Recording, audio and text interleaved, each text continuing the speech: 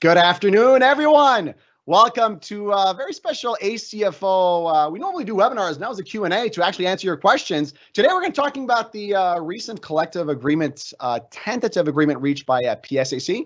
Maybe discuss the nuances, what's different, and we're really happy that they were able to reach this agreement. As usual, my name is Danny Richard. We actually host webinars like this every Wednesday of every week. In the past, we've discussed how do you conquer competitions. We discussed, actually explained, demystify the collective bargaining process. But really today we're going to focus on is tentative agreements that were reached by PSAC. And to do this, we have our lead negotiator, Scott Chamberlain. Good morning, Scott. Morning, Danny. Morning, everybody.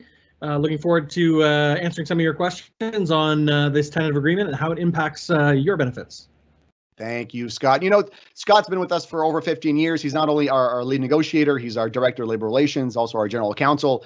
He really wears three hats, and that allows him to see the bigger picture, because establishing relationships is actually how you get to the better deal. So we're going to go through that deal today, not only our deal, but their deal, and see what the differences are, because we're really happy that PSAC was able to achieve this new tentative agreement. As you know, we ratified our collective agreement last summer. It's been more than a year now. It was not ratified at 99%, so we know the members were pleased with this one. Sentez-vous à l'aise si vous voulez communiquer avec nous aujourd'hui en français. On prend vos questions en français aussi. Et the way we're going to do the question and A was be through Slido. So if you're new to Slido, it's very simple. It's an interactive platform. You go to slido.com. It's on the screen right now. S-L-I-D-O, slido.com. I can see we actually have a question there right now. You need a code, and the code is ACFO-ACAF. That's the 8-digit code you put in there, and that gives you access directly to our chat box where you can actually ask your questions. You can ask them anonymously, and also you can vote on which questions do you want you and I, Scott and I, to answer next in line for you. So that's where we're going to be proceeding today. So let's go down to it. The new collective agreement. So we have a chart here. Joe, maybe we can put this up. We want to show the monetary differences, because we know for our members, the biggest difference is the monetary portion. So the deal that PSAC struck is very similar to us. This is something that we worked on for a few years.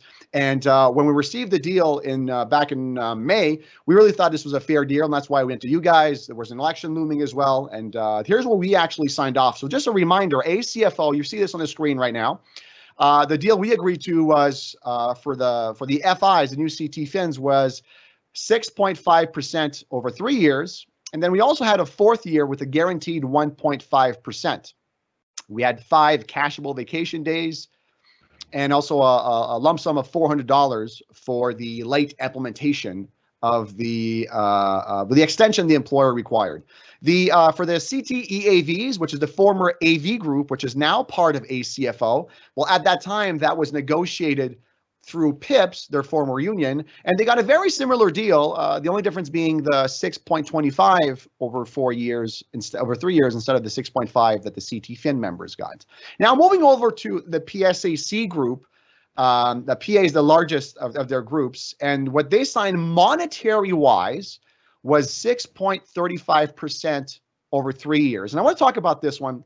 There's two things there I want to mention. The first one is, as you can see, there is a difference in terms of wage increases. So 6.35 over 3 years instead of 6.5. That 0.15% is not just for 1 year. That is for every single year moving forward. That's why for us at ACFO, and we put this in our communique, we really always focus on maximizing the wage increases, because those wage increases accumulate over the years instead of a one-time lump sum payment. We've always done this because we know the value of money through time. And you might be thinking to yourself, well, 0.15%, who cares? What difference does that make? Well, the average member at ACFO makes $90,000. That's for a CT Fin, $90,000. The average member is 42 years old. The average member has about 11 years of service. So that means that on average, that 0.15%, if you do the math, 90,000 a year, 0.15%, it's about $135 per year.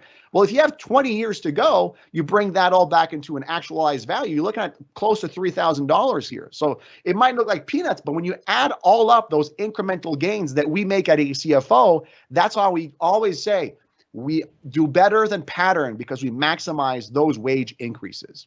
The second thing I want to mention regarding the wage increases, you'll notice there that for the deal we signed for our members, the 4th year is also guaranteed at 1.5%. This is very critical, especially considering the circumstances in which we find ourselves right now. If you heard last week, we're announced a deficit now, $300 billion. It's a lot of money. If you look at inflation right now, we are into negatives when it comes to inflation. When we negotiate your wages, we always take in consideration inflation to make sure that we at least get inflation. Our collective agreement that we negotiated expires in 2022. Had we taken a 3-year deal, it would expire next year. Well, inflation, I don't have a crystal ball here, but probably will not be at 1.5%. I would rather have a guaranteed 1.5% increase, not knowing when inflation, it's a game changer. And also the political environment. It's a minority government right now, and things might change later on. So we need to take that in consideration. We're doing our mitigation of the risk that we're taking on. So those are 2 critical points to take in mind. Now, when it comes to the Phoenix damages, this is the one we've received the most questions. PSAC got $2,500, which includes 2 things. It includes the Phoenix damages that we got, but also they had grievances regarding to late implementation. So there's a breakdown there, and we don't have those full details right now. What we do know, however, is we negotiated for our members 5 cashable vacation days. The reason why the word cashable is important, because I don't know this, but I don't know if you know this, but as a CT fin in your collective agreement, under clause 29.07c, you are able to request to cash in your vacation days. Now, not all collective agreements have this provision. We do have it at ACFO, both for the CT EAVs, the former AUs, and the CT fins. They're in there. So that means our deal that we took at 5 days, you can cash it. You can put in a request to cash it. But the question is, what is that worth? Well, it depends. And this is what PSAC was saying. Someone who makes more money, 5 vacation days at a higher daily rate would mean more money to them. So for example, if you're an FI4 and you're making $130,000 a year, if you calculate your daily rate is higher than someone who's making, I don't know, $60,000 a year, right? So we can't do all the math for you here, but you know how to do this, right? You take your average salary, your annual salary divided by 260.88, that gives you your daily rate, and you multiply it by 5 to get the cash value. But let's go back to averages. On average, I said before, the CT fin makes $90,000. If you take 5 cashable days at that rate, you're looking at about an amount of $1,700. So what would that mean for our members if they actually want to cash it in? Well, you can cash it in, but someone might say, hey, wait a second here, Danny. It looks like the PSAC deal might be better because they got $2,500 worth. Now, if you remember, when we accepted this deal, part of it was including a catch-up clause, which essentially means whatever another union could negotiate that might be better than us. Well, in that case, it would trigger another round of mini negotiations, if you will. Now, the reason why we accepted the deal last year, because we thought it was a good deal, and actually it is a good deal, but there's always that difference between what if someone does better. So to ensure we would not be penalized, we wanted to make sure that we had a catch-up sentence or wording to actually ensure that we would not be penalized. So that's what we did. So what does this mean now? That means that this has triggered us going back to the table with the employer to see what are the implications of this catch-up clause. Now, again, remember the $2,500 does not only include the damages, but also include litigations. So we're going to have to get the details from the employer to see exactly how the deal was struck, to see how this impacts our members.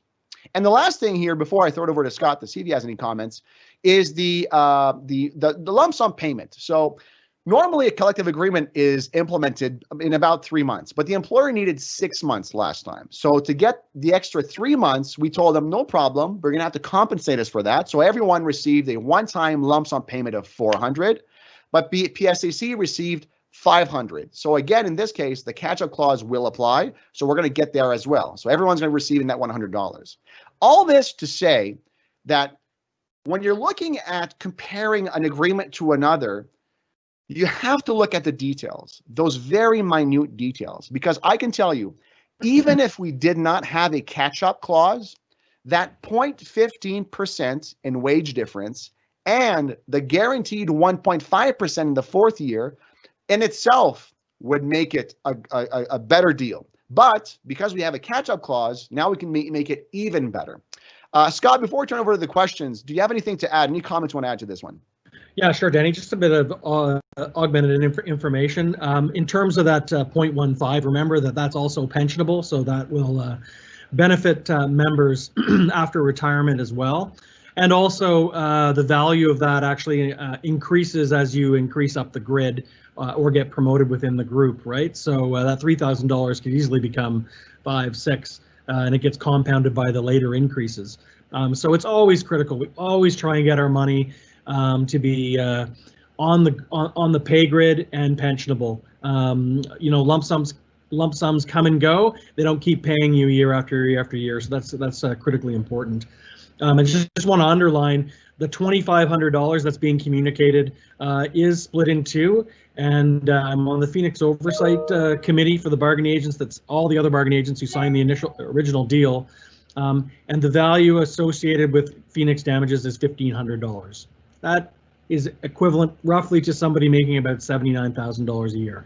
And I just want to assure you, once the tentative agreement is signed, we've already agreed with the employer that our oversight committee will get back and we'll talk about how to make any equalization that's necessary for those who may have gotten a value that's in cash less than that $1,500. So someone who's making less than $78,000 a year, for example. Very important. And the other thing is we have a catch-up clause in the collective agreement for that other lump sum, the $400, $500 one, and everybody will be getting a $100 lump sum top up as well. Everybody, you have the better collective agreement. That fourth year for me as a negotiator, I would not want to be walking in to 2022 looking for 1.5% when CPI is tracking in the negative territory. It's simply not, that's not an enviable position. So just want to assure everybody that those catch-up clauses, which we negotiated, will come into play. It may take some time for the ratification to occur and then for negotiations to start, but we'll keep you updated as things progress. I think that's all I have in terms of added information, Danny.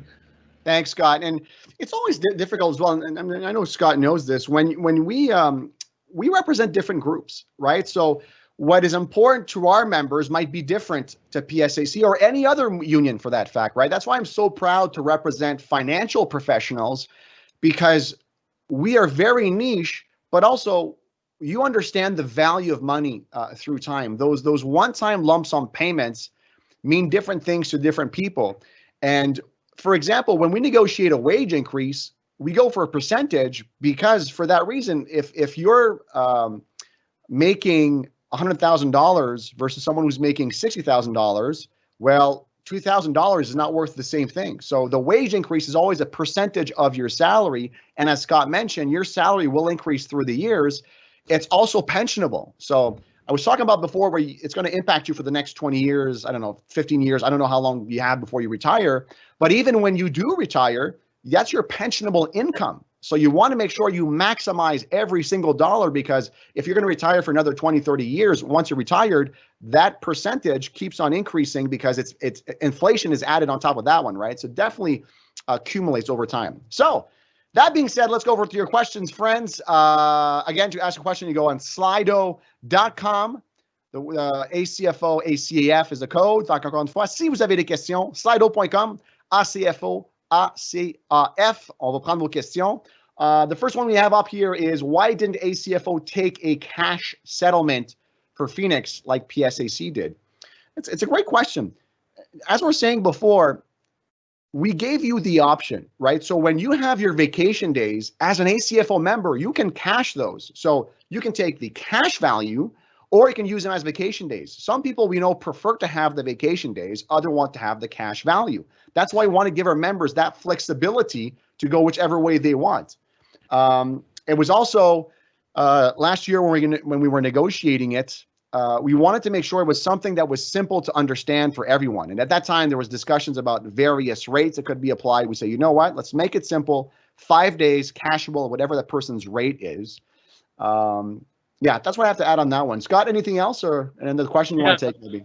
I would just, that negotiation was between 17 bargaining agents and the employer as well. So this wasn't a negotiation directly between ACFO and the employer. So options are what the 17 bargaining agents agreed to. So that's part of that oversight committee. There were only 4 representatives on there, but as one of those representatives, we were negotiating everybody in the public service. And until the 11th hour, that included someone from the Alliance as well. So the simple answer is what Danny said. We took leave days because they were cashable and directly transferable into cash if someone preferred to do that, which isn't the case with all bargaining agents, as Danny mentioned earlier. So that's the answer to that question, I guess. Do you want me to take the next one, Danny? Sure, go ahead. So someone's asked, how does the Alliance deal impact the CTIAU group? Will ACFO be negotiating a new deal for this group, given that this is a 3-year deal?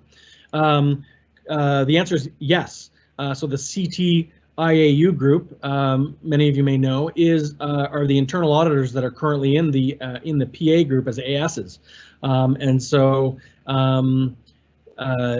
they have no 4th year, and so ACFO is very shortly going to be entering into negotiations. I actually have a call in 3 hours this afternoon to start the ball rolling on this, to start negotiating our next contract for all the CTs, for the CT FINs, EAVs, and IAUs, to start talking about when these deals expire, what is the next deal going to look like? So that'll start almost immediately. Danny? Yeah, thanks. I'll take the next one here. Is it true that the PSAC payment of $2,500 is tax-free? ACFO 5 cashable vacation days would be taxed. It is not true. No, this is not in the agreement. Taxability is not negotiable in an agreement. It is something that the CRA determines. A year ago, and Scott, to speak to this maybe later, we asked to make sure that is it taxable or not. The rumor circulating is that because it is a settlement, it is not taxable. Currently, as it stands, it is taxable. I mean, I saw the interview with the National VP, Magali Picard, where she mentioned they're going to try to negotiate with the CRA, but as it stands right now, it is a taxable benefit. In the event that it would not be taxable, then obviously that would also trigger the catch-up clause, because that would be better than what we had. And honestly, in our opinion, and Scott, maybe you can comment to this one, based on every litigation factor that we have, this would be a taxable benefit based on the way it's been worded, right? Yeah, sure, Danny. I've been an employment lawyer since the early 2000s. This is it's a fairly straightforward question: what's taxable and what's not in terms of settlements. The negotiators including myself at the oversight committee, are lawyers, and this is a question we raised during those negotiations, and got an opinion from CRA. Opinion, sort of guidance and direction. They get to say what they want in terms of this stuff, that it's taxable. So I expect this will be taxable. If they're able to convince CRA otherwise, great. We'll be playing catch up on that as well, and making sure that everybody gets proper value. But if I had $2,500, I'll be betting on this being taxable. Thank you, Scott. Last question we have here today is, inflation is about 2% every year on average. So the 1.5% of raise on year 4 is below inflation. So will PSAC get a better deal at the negotiating the year 4? Inflation depends what period you use for your reference period, right? What's difficult is that when you're negotiating, it doesn't matter what the data says. So for example, if inflation were 2%, we can prove it is 2%, that doesn't mean we would get 2%. There are many factors that come into play. And that's why when looking at a deal, you have to assess the pros and the cons. So right now, given the current political climate, where we know we have a minority government, we know there's going to be an elections before we finish this current deal. Well, by the time we start negotiating, because it takes a couple of years or months at least before it negotiates. And 3, COVID is a game changer. We have massive deficit. I would not suspect if we see not necessarily deficit reduction action plan like we did in 2012, but wage freezes are definitely something I wouldn't be surprised if we see. So I guess it comes down to every single person to determine, would I rather have a guaranteed 1.5% or perhaps risk maybe getting a little more in 2022? But given the current variables that we know of, there's going to be a deficit. There's going to be elections that are going to be glooming.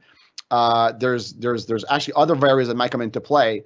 And that's why I don't have a crystal ball, right? It's always we put you the facts to you guys and you decide what it is. But if I'd rather have myself personally as an CT Fin, guaranteed 1.5 is where I'd go. Scott, before we take the next question, anything to comment on that one?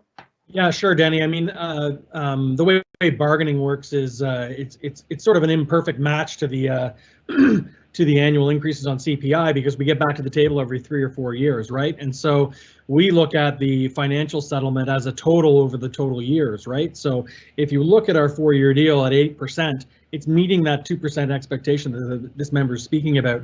But I would say also that over the 10-year rolling window, we've always exceeded inflation, just on the economics. And on top of that, we've negotiated allowances over the year, lump sums. We have always been above inflation, and we will remain above inflation. And what's happened with this pandemic and COVID, I think will increase the margin we're above inflation by several percentage points, would be my guess, in the next couple of years. Inflation is an important marker. It's something we use when we go to binding arbitration.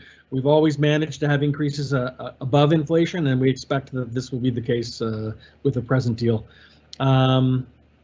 I can answer the next one, Danny. It's a little technical. Yeah, and actually the answer to this is I don't know the precise mechanisms on which we're going to. I'll read the question first. Sorry. If an ACFO member was in the PA group during 2016-2017 and did not receive the 2 days in the ACFO agreement, are they entitled to the 1,000 in the PSAC deal? The answer to that is yes, likely. So when we get back to negotiating the catch-up clauses, we're also going to be negotiating exactly how we're going to ensure that members that changed bargaining units during the 2016 to 2020 period gets something for every year. Now, with our agreement, if you're on strength for 1 day, you qualify for that year's benefit. I think it's likely going to be similar in the Public Service Alliance agreement.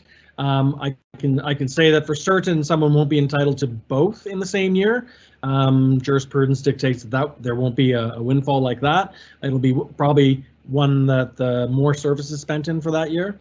But no one will be left with less than they started with. You'll get the benefits of both deals if you transferred over.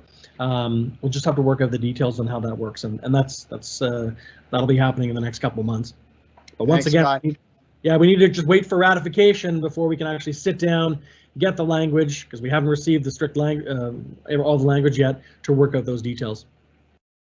Thanks for that, Scott. I mean, that's all we had for the questions. It's always interesting because, we're really happy that our colleagues at PSAC were able to strike this tentative agreement, because there was a talk maybe a couple of months ago they would go on strike, and there's pros and cons on going on strike. So we're happy to reach this agreement.